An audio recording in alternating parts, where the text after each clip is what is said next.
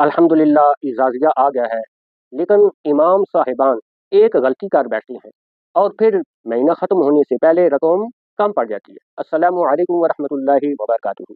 अल्हम्दुलिल्लाह बहुत से आइमा कराम को इजाज़िया मौसूल हो चुका है, लेकिन एक सवाल है, क्या इजाज़िया मिलने के चंद दिन बाद फिर वही माली परेशानी शुरू हो जाती है?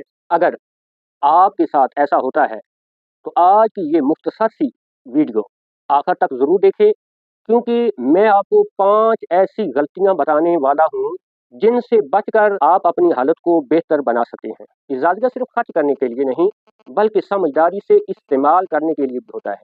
अगर मनसूबाबंदी ना हो तो अच्छी खासी रकम भी चंद दिनों के अंदर खत्म हो जाती है। तो प्यारे नाज़रीन, वो 5 गलतियां कौन सी हैं जो हम करते हैं जिसकी वजह से महीना खत्म होने से पहले रकम कम पड़ जाती है? नंबर 1 गलती, पूरा इजाज़िया एक साथ खर्च कर देना। आप पहले ज़रूरी अखराजात लिखें, फिर उसके मुताबिक रकम तकसीम करें। दूसरी गलती, बचत न करना, चाहे थोड़ी ही रकम हो, हर महीने आपने कुछ न कुछ बचा के रखना है। यही बचत मुश्किल वक्त के अंदर आपके काम आएगी। तीसरी गलती, गैर ज़रूरी खरीदारी, सिर्फ इसलिए चीज़ ना खरीदें कि पैसे हाथ में आ गए हैं, कि पहले ज़रूरियात देखें फिर ख्वाहिश। चौथी गलती, अज़ाफ़ी आमदनी के बारे में न सोचना, यानी आज हम अज़ाफ़ी आमदनी के बारे में सोचते नहीं कि हमें क्या करना चाहिए।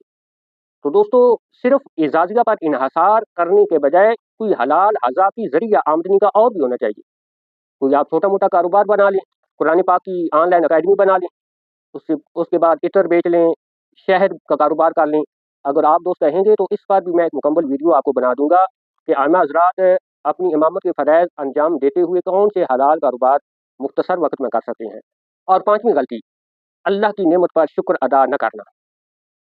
शुक्र करने से नेमतों में बरकत आती है और अल्लाह भी फरमाता है, लइन शकरतुम वला अज़ीदन्नकुम, अगर तुम मेरा शुक्र अदा करोगे तो मैं तुम्हें और अता करूंगा।